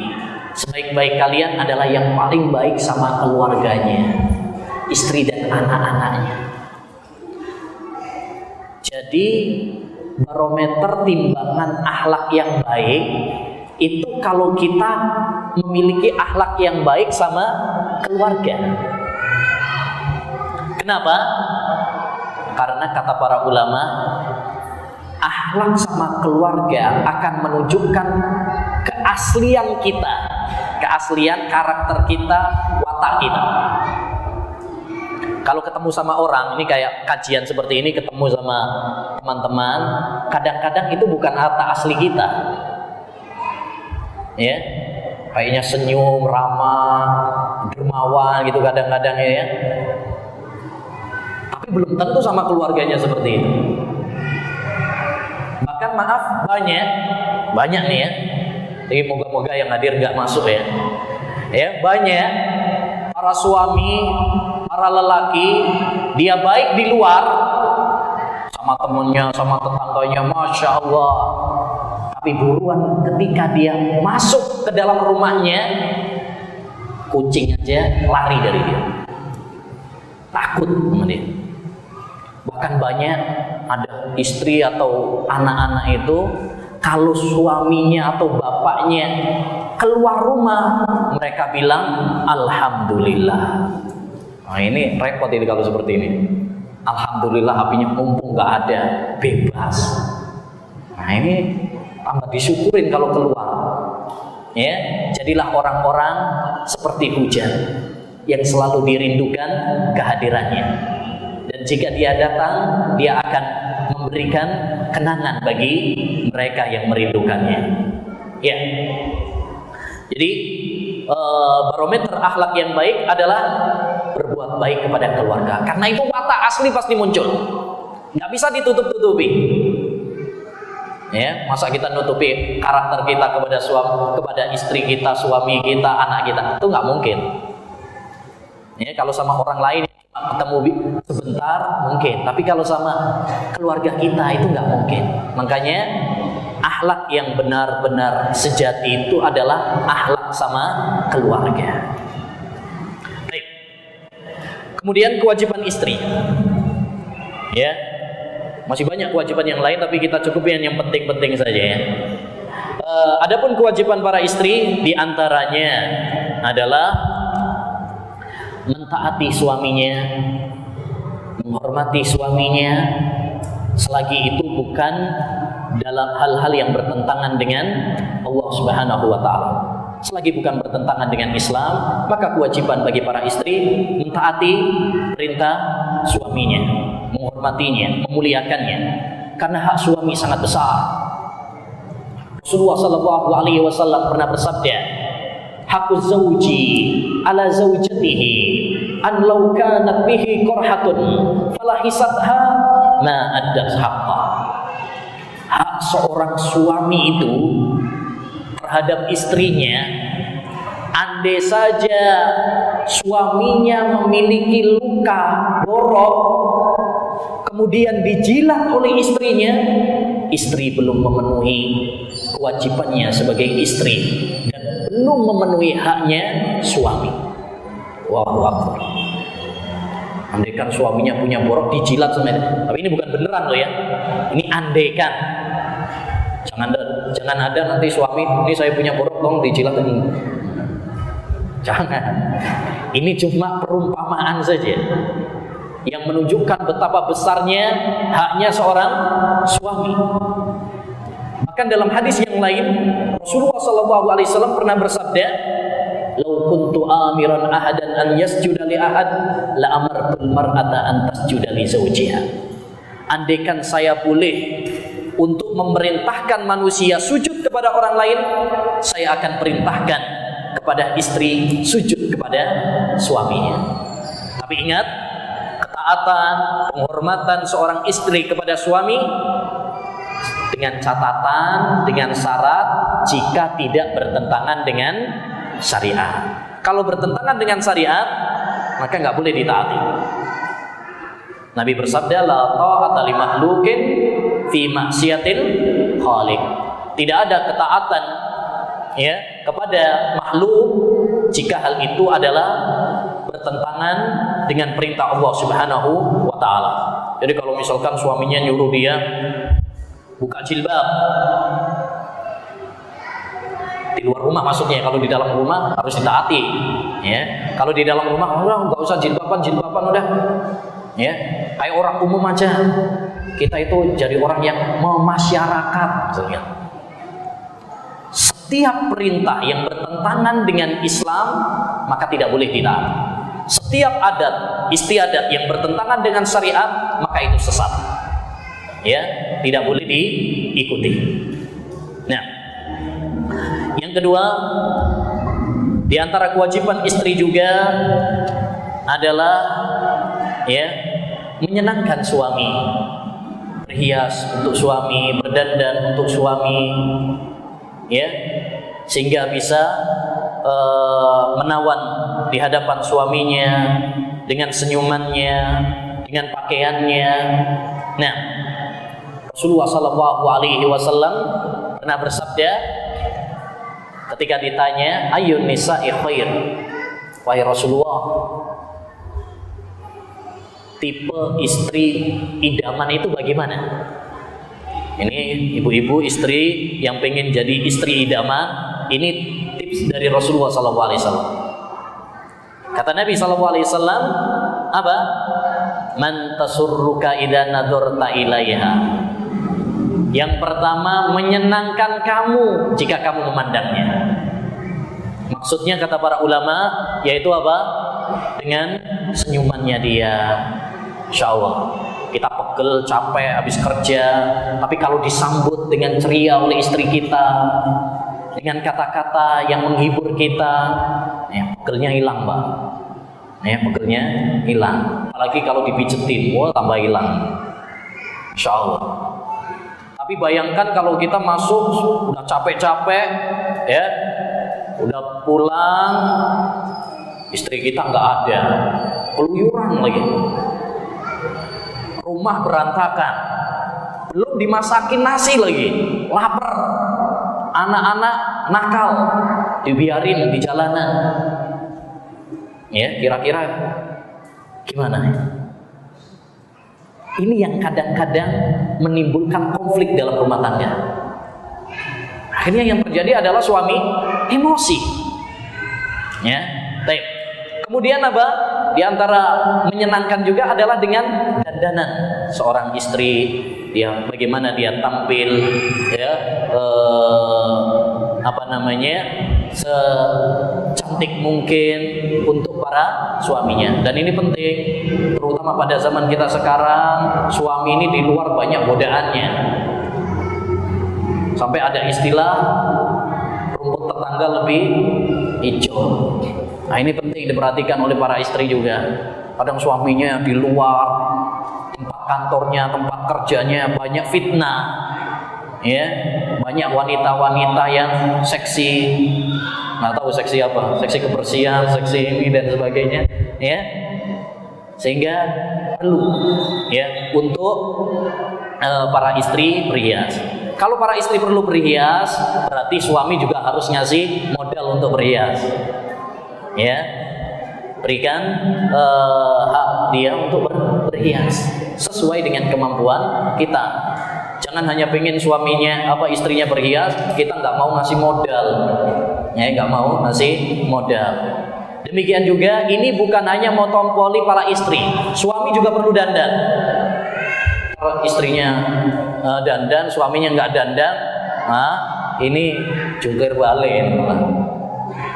Makanya kata Ibnu Abbas, inni uhibbu an atazayyanu lin nisa kama tuhibbu an, ya, an tatazayyana li. Saya ingin berhias, berdandan untuk istriku sebagaimana saya ingin istriku berdandan untukku. Ya.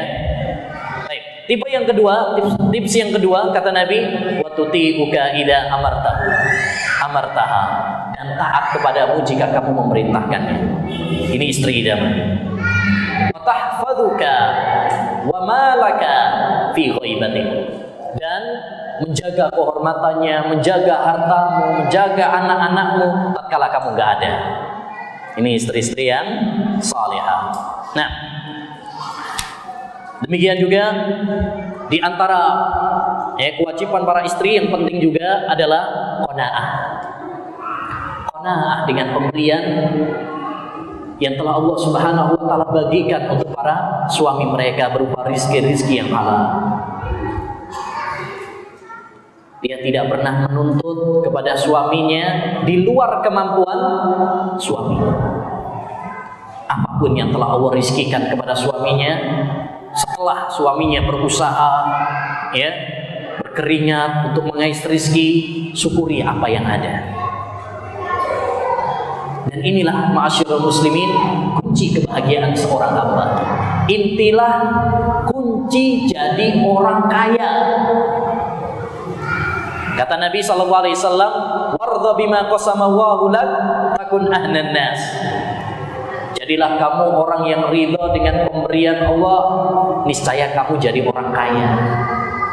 Adapun kalau kita tamak dengan dunia, seberapapun gaji kita, seberapapun harta kita, gak akan pernah cukup. Itu kalau tamak. Lau anna libni Adam wadiyani minad dhahab lam tawassalisa. Andaikan anak Adam itu punya 2 lembah emas, masih pingin yang ketiga. Banyak kita kan seringnya dulu pas masih punya sepeda ontel, menghayalnya enaknya kalau punya sepeda motor. Kalau udah punya sepeda motor, menghayal enaknya kalau punya mobil. Kalau udah punya mobil, menghayal lagi enaknya kalau punya pabriknya mobil. Gak ada selesainya. Itu kalau kita nurutin dunia. Dan ini lebih ditekankan untuk para istri. Hendaknya mereka qanaah dengan pemberian Allah Subhanahu wa taala yang Allah berikan kepada suami. Karena dulu Rasulullah SAW pernah mengabarkan dalam khutbah Idul Fitri bahwa kebanyakan penduduk neraka itu adalah kaum wanita. Ketika ada seorang wanita bertanya, "Lima ya Rasulullah?" Kenapa wahai Rasulullah? Kenapa kok wanita yang paling banyak masuk neraka? Li'anna kunna takfurnal ashir wa tuksirna syakar. Kata Nabi, karena kalian sering kali mengkufuri kebaikan suami-suami kalian, dan kalian sering, ya, mengeluh, sering ngeluh, kurang aja. Lihat kalau ibu-ibu lagi ngerumpi di warung belanja, apa yang sering mereka ngerumpikan? Gerutu, ngeluh, semuanya pada naik harganya, ya. Tapi uang belanja dari suami tetap aja gak naik-naik, ya. Kangkung meneh, ya. Kadang sering itu yang dikeluhkan. Jadi ini hendaknya para istri yang salihah, qanaah, tidak terlalu ambisi tergila-gila mengejar dunia, karena dia adalah sebaik-baik perhiasan dunia. Istri yang salihah tidak ambisi dan tergila-gila dengan dunia, karena dia adalah sebaik-baik perhiasan dunia.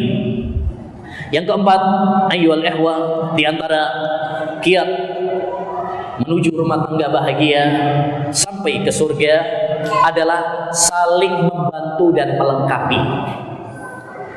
Suami istri harus saling bahu-membahu dalam membangun biduk rumah tangga, saling bersinergi, tolong-menolong di dalam kebaikan dan ketakwaan. Wa ta'awanu 'alal birri wat taqwa.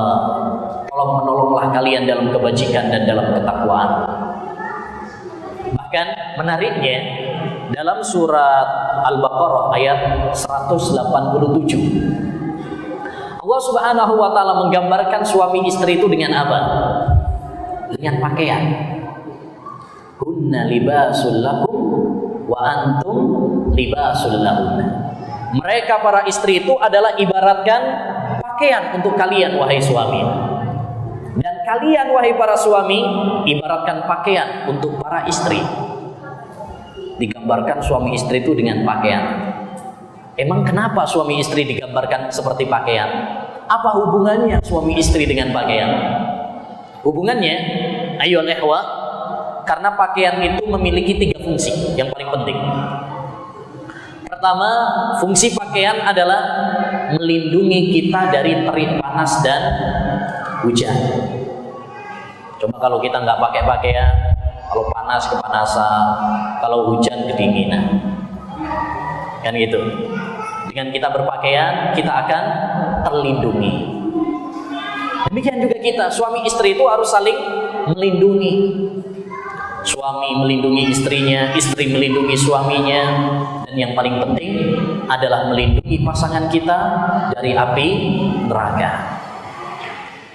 Kalau kita melindungi mobil kita, nutupi mobil kita, sayang sama sepeda motor kita, pas kehujanan atau pas kepanasan, kita lindungi, kita tutupi dengan terpal, ya, maka demikian juga hendaknya kita melindungi keluarga kita dari panasnya api neraka.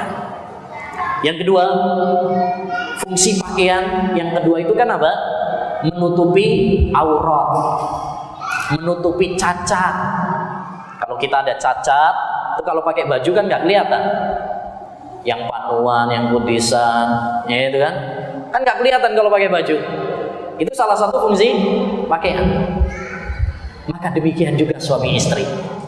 Suami istri itu harus saling menutupi kekurangan pasangannya. Suami menutupi kekurangan istri, ya, istri menutupi kekurangan suami. Bukan malah diobral. Cerita sama tetangga sampai satu desa, ya, ngerti semuanya.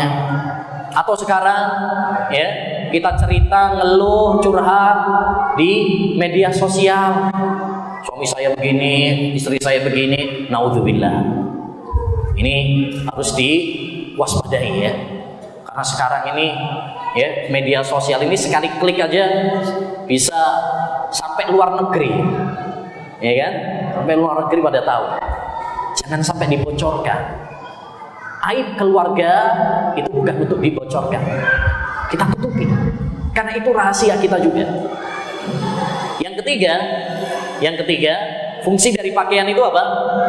Perhiasan. Untuk keindahan. Ya bani Adam, khudzu zinatakum inda kulli masjid. Wahai anak Adam, ambil perhiasan kalian kalau kalian masuk masjid. Perhiasan yang paling inti adalah pakaian, menutup aurat. Makanya orang kalau belum nikah berarti belum punya perhiasan. Ya, nah yang belum nikah ini berarti belum perhiasan. Percuma ganteng, cantik kalau belum punya perhiasan dunia.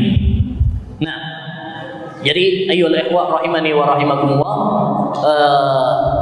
hal yang paling penting bagi kita semuanya untuk menuju kebahagiaan dalam rumah tangga adalah apa? Saling bahu membahu, saling bantu membantu, bersinergi antara satu dengan yang lain, suami dan istri saling melengkapi menuju akhirat.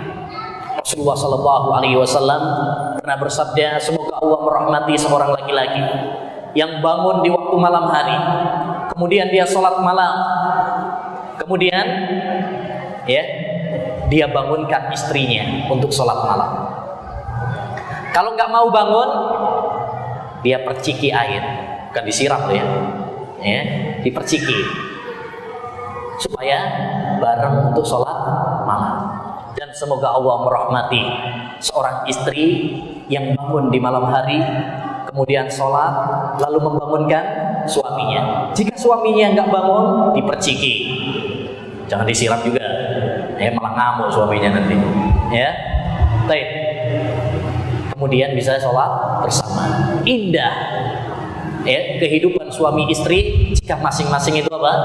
Saling mengingatkan, saling bekerja sama untuk akhirat. Demikian juga untuk dunia. Untuk dunia, Rasulullah SAW ketika Aisyah ditanya apa yang dilakukan oleh Rasulullah ketika di rumah, apa jawab beliau? Apa jawaban Aisyah? Rasulullah itu nambal, jahit bajunya yang robek. Insya Allah. Nabi, orang yang paling mulia, yang dijamin masuk surga, orang paling sibuk di dunia, tapi beliau apa? Jahit bajunya yang robek. Kemudian nambal sandalnya, dan beliau membantu urusan keluarga. Hanya saja kalau sudah datang waktu sholat, beliau tinggalkan itu semua. Bantu. Jadi nggak ada salahnya suami bantu istrinya, bantu nyapu, bantu nyuci piring, bantu masak kalau bisa. Kalau nggak bisa, penonton aja, support dengan doa, ditemenin aja istri itu udah senang, apalagi dibantu, tambah senang. Patah mengatakan pemimpin umat adalah pelayannya. Jangan kita itu mentang-mentang sebagai pemimpin, mentang-mentang kita adalah suami yang mencarikan nafkah, kemudian maunya jadi bos, istri kayak pembantu. Udah selesai belum masaknya? Jadi kayak bos aja. Ini bukan restoran, Mas. Kalau kita bisa bantu, bantulah istri kita. Rasulullah SAW orang paling sibuk di dunia ini, tapi beliau bantu. Gak ada salahnya. Bahkan kalau kita bantu istri kita, itu apa? Malah romantis loh. Enggak. Coba dipraktekkan. Insya Allah, masak bersama, nyuci bareng gitu. Tapi istri jangan ngandalin juga, karena ini tugas utamanya dia. Ini bonus dari suaminya. Kalau suaminya memang sibuk, itu kita harus memakluminya. Intinya harus ada kerjasama. Suami membantu istri, istri juga membantu suami. Lihat Khadijah dulu membantu Rasulullah SAW, memotivasi Rasulullah SAW. Tatkala Rasulullah sedih, siapa yang membuat gembira? Khadijah. Tatkala orang-orang mendustakan Rasulullah SAW, apa kata Khadijah? Jangan sedih wahai suamiku. Orang sepertimu, orang yang baik akhlaknya, nggak mungkin disia-siakan oleh Allah Subhanahu wa Ta'ala. Masya Allah. Seneng. Kita pun demikian. Jadi kalau misalkan suami misalkan bisnisnya hancur, misalkan bangkrut, di sini peran seorang istri menghibur. Sabar mas, insya Allah nanti Allah akan ganti yang lebih baik. Seneng itu suaminya, dihibur seperti itu. Ketika suaminya misalkan dicemooh sama masyarakatnya karena jenggotnya, karena dia tidak isbal, suaminya, mas Walaupun seluruh masyarakat desa mencemoohmu, saya tetap mendukung. Wah, seneng. Coba kalau sebaliknya, Mas, malu saya, ya, tetangga selalu ngomongin saya karena ya sampean punya jenggot, katanya teroris. Ini malah gembosin ini. Ya, malah gembosin. Suami tatkala dalam di atas sunnah, di atas agama, perlu kita dukung. Bukan malah kemudian ya kita gembosi, malah melempem. Ya, kita dukung, kita support. Demikian juga ayyuhal ikhwah, di antara kiat agar kita bahagia dalam rumah tangga adalah sabar dan mudah memaafkan. Karena tiada gading yang tak retak. Kehidupan dalam rumah tangga pasti ada aja salahnya, ada aja kekhilafannya. Karena kita bukanlah orang yang terjaga dari dosa. Kullu bani Adam khata' wa khairul khata'in at-tawwabun. Setiap anak Adam itu pasti punya salah. Dan sebaik-baik yang salah adalah yang segera bertobat kepada Allah Subhanahu wa taala.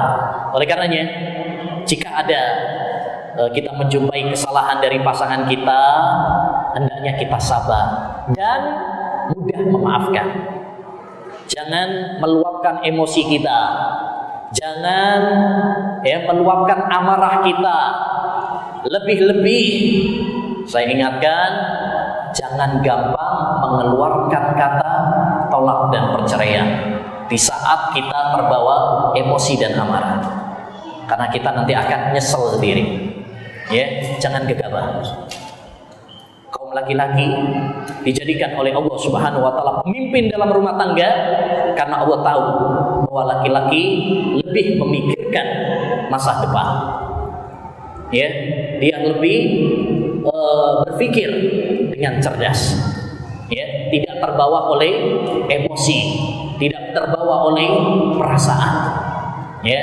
Nah, jadi ini jangan luapkan emosi kita, apalagi kalau cuma sekedar masalah-masalah sepele. Kadang-kadang itu lucu, kadang suami istri tengkar hanya gara-gara masalah makanan mungkin belum siap, makanannya kurang enak, asinan dikit, ya. Lebih lucu lagi kadang-kadang ada suami marah gara-gara istrinya nggak bisa melahirkan jagoan. Perempuan lagi. Emang yang ngasih itu siapa? Yang ngasih kan Allah Subhanahu wa taala, yang ngatur Allah Subhanahu wa taala. Ya, kita ini tinggal nerima aja apa yang telah Allah Subhanahu wa taala berikan kepada kita. Jadi jangan lupakan jasa pasangan kita.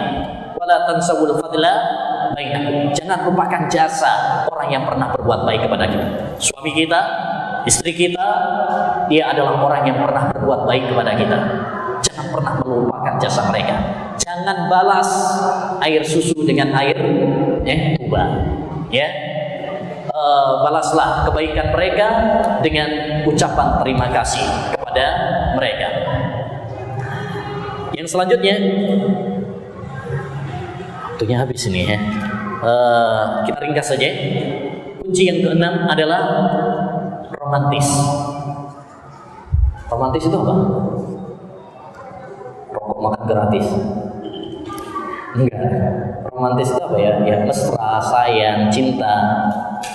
Subhanallah, Islam itu mengajarkan kita romantis antara suami istri loh ya. Itu diajarkan dalam Islam. Makanya kalau kita belajar cinta, belajar romantis, belajarlah dari Quran dan Sunnah. Belajarlah dari rumah tangga Rasulullah SAW. Khairukum khairukum li ahlihi wa ana khairukum li ahli. Sebaik-baik kalian adalah orang yang paling baik dengan keluarganya, dan saya, kata Nabi, orang yang paling baik dengan keluarga saya. Jangan belajar dari sinetron, jangan belajar dari film, jangan belajar dari novel. Bohong. Pinternya cuma di film sinetron aja. Ya, karena acting. Di dunia nyata buktinya rumah tangga mereka hancur berantakan. Kan gitu. Jadi termasuk kesalahan banyak orang sekarang ini, belajar masalah romantis, masalah rumah tangga, belajarnya dari sinetron. kebanyakan nonton film Korea, India, ya, akhirnya apa? Menghayal seperti mereka. Padahal dalam kehidupan nyata mereka hancur. Lihat Rasulullah SAW. Saya ambil contoh beberapa saja. Di antara petunjuk Rasulullah SAW bagaimana romantisnya Rasulullah dengan keluarga. Pertama, beliau memanggil istrinya dengan panggilan mesra. Manggil Aisyah dengan apa? Ya Humairah. Humairah itu artinya wanita yang cantik jelita. Panggil. Ya, kita panggil dengan kata-kata yang bisa menjadikan istri kita terbang. Ya, Masya Allah. Istri itu paling senang kalau disanjung, kalau dipuji. Itu sifat wanita. Ya, di mana saja. Ya, itu senang kalau dipuji. Maka panggillah istri kita dengan panggilan-panggilan yang membuat dia senang.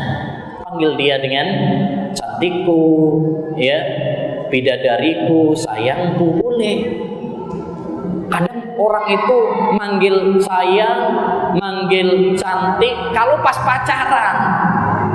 Pas sudah jadi istri beneran, panggilannya kadang namanya, ya. Kadang yang lebih parah lagi kalau yang dipanggil sifatnya yang jelek, brot, karena gembrot gitu ya kan. Nah, ini gawat ini, ya. Nah, beda. Kadang orang itu romantisnya malah pas belum ikatan pernikahan. Nah, lihat juga Rasulullah SAW, beliau pernah, ya, lomba lari sama Aisyah. Ya, lomba lari sama Aisyah. Pernah juga gendong Aisyah radhiyallahu anha. Ya. Juga pernah makan sepiring berdua, ya, di tempat di mana Aisyah radhiyallahu anha menempelkan bibirnya. Di situ Rasulullah SAW, ya, makan dan minum, tempelkan bibirnya di tempat Aisyah menempelkan bibirnya. Jadi nggak bilang jijik bekas kamu, enggak. Tapi justru Rasulullah SAW menempelkan bibirnya di tempat Aisyah radhiyallahu anha menempelkan bibirnya. Ini bagaimana romantisnya Rasulullah SAW. Juga di antara yang lain adalah mencium istri. Tatkala mau pamitan pergi, tatkala mau sholat, cium istri dulu. Itu Rasulullah SAW. Kata Aisyah, Rasulullah itu kalau mau sholat, beliau wudu, kemudian mencium dia dulu. Baru kemudian sholat nggak wudhu lagi. Makanya mencium istri atau menyentuh istri, ya, itu tidak membatalkan wudhu. Ya, dan ini akan menjadikan kita lebih khusyuk di dalam sholat, lebih khusyuk, ya, lebih khusyuk, dan pengen cepat pulang setelah sholat. Nah, coba kalau misalkan kita malah sebaliknya, sebelum sholat berantem sama istri, yakin nggak khusyuk kan ya? Ya, ini hikmah dari Rasulullah SAW. Lebih menakjubkan lagi, Rasulullah SAW pernah mandi bareng sama istrinya, rebutan gayung, Masya Allah. Romantisnya Rasulullah SAW. Bahkan Rasulullah pernah bantu istri, ya, naik unta. Itu Rasulullah SAW siapkan apa? Beliau jongkok, ya, beliau taruh pahanya ini untuk sebagai tangga. Kalau perempuan kan nggak bisa langsung kayak laki-laki itu ya, loncat naik unta itu. Apa yang dilakukan oleh Rasulullah? Beliau mempersilahkan pahanya Rasulullah SAW untuk menjadi tangga bagi istrinya, yaitu Sofia. Ya, Masya Allah. Itu romantisnya Rasulullah SAW. Makanya kalau kita ingin belajar, sekali lagi, belajar tentang cinta, belajar tentang romantis, ya, belajarlah dari kehidupan Rasulullah SAW. Yang terakhir adalah doa. Jika kita ingin rumah tangga kita bahagia, maka perbanyaklah doa kepada Allah Subhanahu wa Ta'ala. Karena yang memberikan karunia kepada kita untuk bahagia adalah Allah Subhanahu wa Ta'ala. Andai saja Allah Subhanahu wa taala tidak memberikan kebahagiaan dalam rumah tangga kita, kita nggak akan bisa bahagia. Di tangan Allah kebahagiaan dan kesengsaraan hambanya. Maka mintalah kepada Allah. Dan Allah berjanji, siapapun yang berdoa kepadanya dengan tulus, maka Allah akan mengabulkan doanya. Qala rabbukum ud'uni astajib lakum. Oleh karenanya di dalam surat Al-Furqan Allah mengabarkan di antara doa orang-orang yang beriman adalah doanya apa? Rabbana hab lana min azwajina wa dzurriyyatina qurrata a'yun. Ya Allah, jadikan istri-istri kami, jadikan anak-anak kami sebagai penyejuk hati kami, permata buat kami. Ya, kita minta kepada Allah Subhanahu wa taala. Berdoa kepada Allah Subhanahu wa taala. Akhirnya kita berdoa kepada Allah Subhanahu wa taala agar Allah Subhanahu wa taala menjadikan rumah tangga kita rumah tangga yang bahagia, ya, di dunia dan di surga. Kita berdoa kepada Allah agar menjadikan kita, istri-istri kita dan anak-anak kita sebagai permata dan penyejuk hati kita semuanya. Demikian ayyuhal ikhwah wal akhwat, kaum muslimin wal muslimat yang semoga senantiasa diberkahi oleh Allah Subhanahu wa taala. Apa yang bisa kita bahas pada kesempatan yang berbarokah ini, mudah-mudahan yang sedikit ini bermanfaat bagi kita semuanya untuk meraih kebahagiaan di dunia dan di surga. Amin ya rabbal alamin. Ada waktu 20 menit ya, 20 menit. Barangkali ada yang mau bertanya, silahkan. Baik. Bismillah, assalamualaikum warahmatullahi wabarakatuh. Afwan, saya mau tanya ke Ustaz, bagaimana mensikapi perilaku suami yang merasa sok mampu untuk berpoligami, padahal si istri menilai kalau si suami tidak mampu, misalnya tidak mampu secara ekonomi dan kesiapan mental dan kesehatan.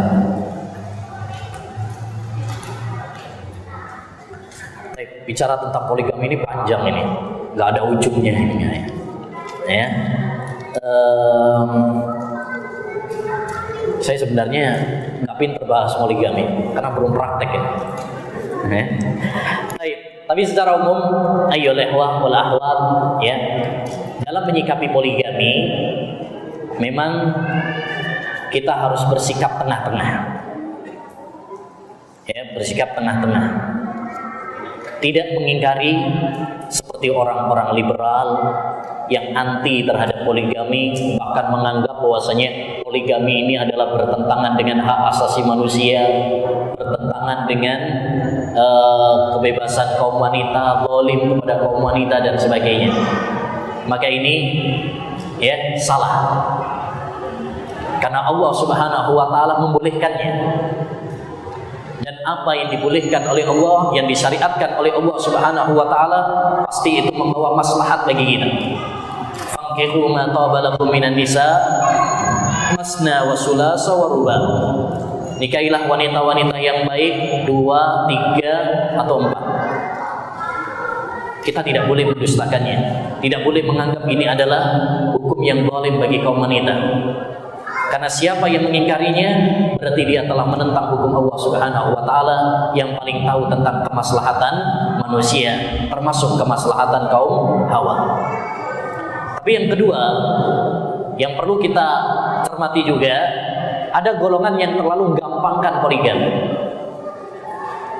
Ya, dengan modal semangat 45, tanpa persiapan, tanpa ilmu, tanpa keadilan, ya, sehingga pinginnya untuk melakukan sunnah, menghidupkan sunnah, tetapi malah menghancurkan rumah tangganya.